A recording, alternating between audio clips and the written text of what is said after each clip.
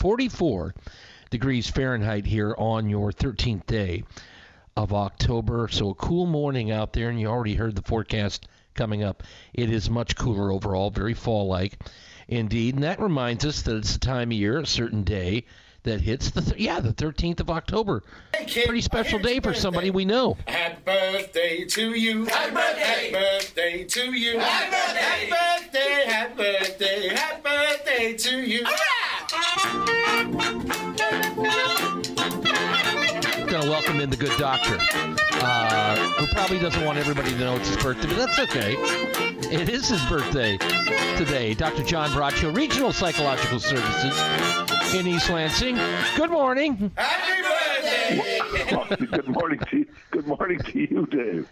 Did you like our band there? We got the band together. They're in the studio, socially distanced, and they have a happy birthday wish for you. I must say, sounds wonderful, and I appreciate it. How does that do you sound? feel? Well, you're welcome. Do you feel any? Do you feel any different today, or is this just another one of those where the planet circles? The sun like it's is its wont. What do you think? Well, I feel better. I think I was wrong last year. I think this is going to be the best year of my life, and I thought last year was. So I'm now ready to begin another one, and it's exciting and fun. I was about to say you were dead wrong last year, but so I'm going to make sure that you completely flip it over this time around. But we do wish you a happy birthday. Thank you. And we go from the festive to the serious. We've been talking, recently about influencers in our life and the voices that can be, they can be very negative and at times very debilitating.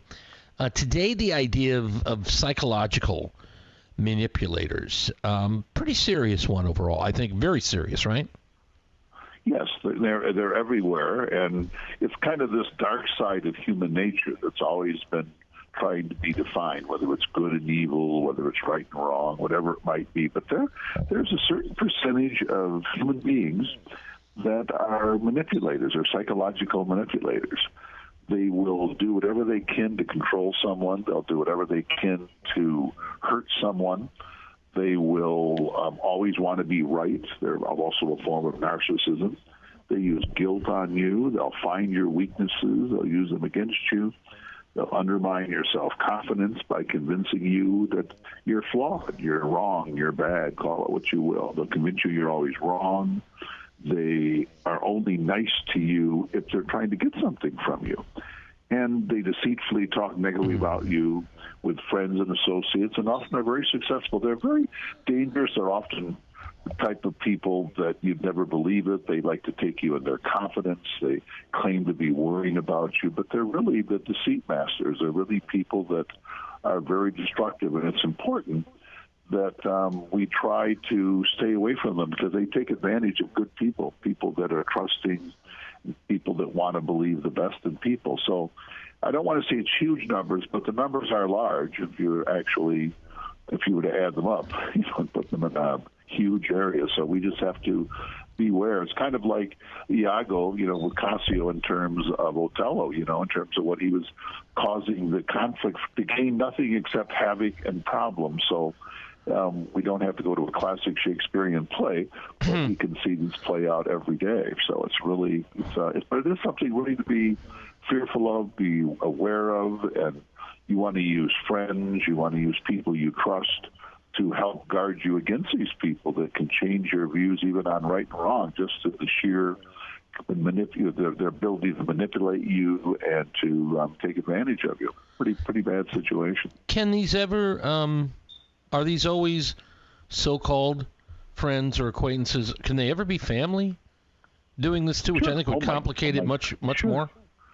Of course, there are a lot of parents, a lot of brothers, sisters, or people that manipulate people. Sure, they do it and they enjoy it. Okay, and the parent who's never satisfied wants to make sure that you're always trying a little harder, but you can never catch them because they never give it. I don't want to say they're huge numbers, but sure, there are parents. Now, in that case, they might not admit what they are doing, but there are some that actually enjoy kind of dangling people and enjoy using them, sometimes under the guise of weakness, tyranny of weakness. the claw and the velvet glove. I'm just trying to help you, Johnny, or Chucky or Mary or whatever it might be. But often they use forms of manipulation and control. So this can be anybody. It can be your neighbor. It can be whoever. It can be a family member. It can be someone you work with, someone you work for. And they learn what motivates you, how you function, and they're able to determine who these people are. They're a little naive, maybe. They're very trusting. And if the person is charming and caring, they can come in and really take the person off base and really turn a one-time happy, positive person into thinking they're really negative, destructive, and don't deserve good things, and they fall under the sway of the psychological manipulator. Their biggest, smoothest move is convincing you that somehow they know more than you. They have you figured out better than you. They know all the answers. You don't know the answers, and you can't get by without listening to their advice, counsel, or berate. I mean, you aren't you without them. That's probably the smoothest move of all. Well, that is true. The most extreme when we think of the Manson family, okay, or we think of the mesmerizing dictators, the Stalins or the Hitlers or the Maos, whatever it might be. On a smaller scale, like day to day, we do run the risk of running into people like this. I can say, well, why do you believe that? Do you really trust that person? And it's kind of scary, because when you see it, you can even talk to a person if you know them and warn them, but they often can't see that. They're in relationships, or they just want to believe. There are also people that want to find something to believe in, so they can find themselves in a negative, controlled situation. But they're an easy mark that way too. But when they come in to talk to you, so they've already that's the first step, though, to kind of breaking free, because it's either someone like you, or like you said, maybe a religious person, a lay person who's a counselor, something that can spot this and say, well, whoa, stop for just a second. Someone who's going to break that chain, right? Or at least assist. What you have to do is help the person to the point that they can realize they're a good person. That they don't believe the dictates of the manipulator. That they have to know that they have to begin giving credence to their own feelings.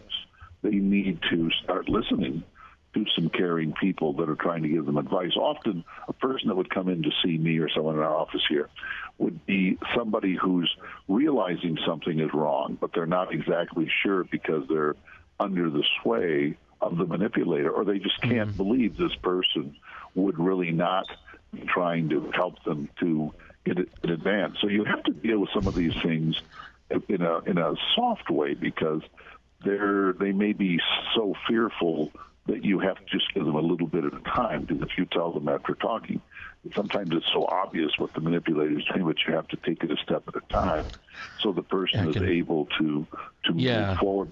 But when you're under the sway of somebody, if you're somewhat trusting and maybe a little naive, a little not all there, and maybe even the smartest of people can get themselves into these situations where they're really manipulating. But psychological manipulators are really good. They're able to manipulate, and they manipulate until, if it doesn't, they just move on to the next person. I convince you a dummy.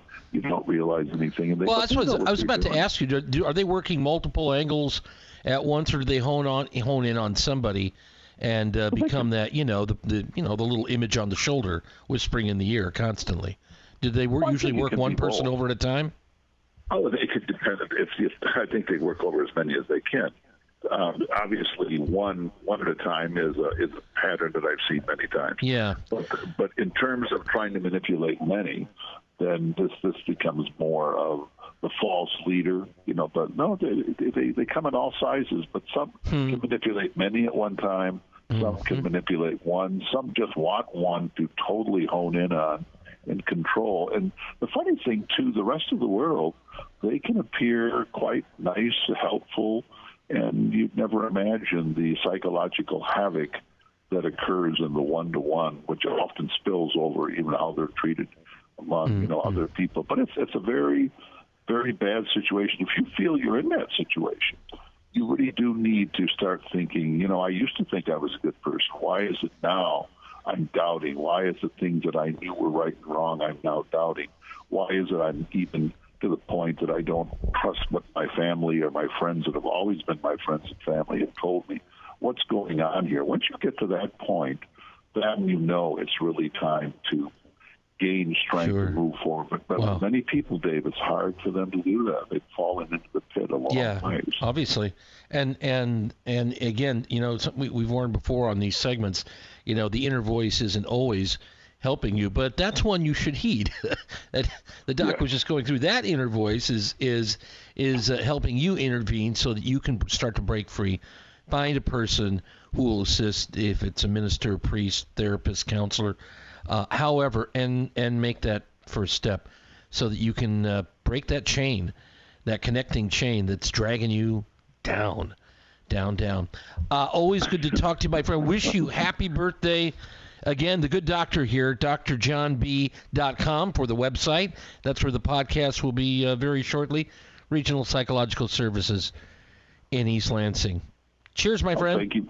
Thank you very much, Dave. I'll talk to you later, my friend, next week. Bye-bye. All right. Back shortly, 1320 WILS.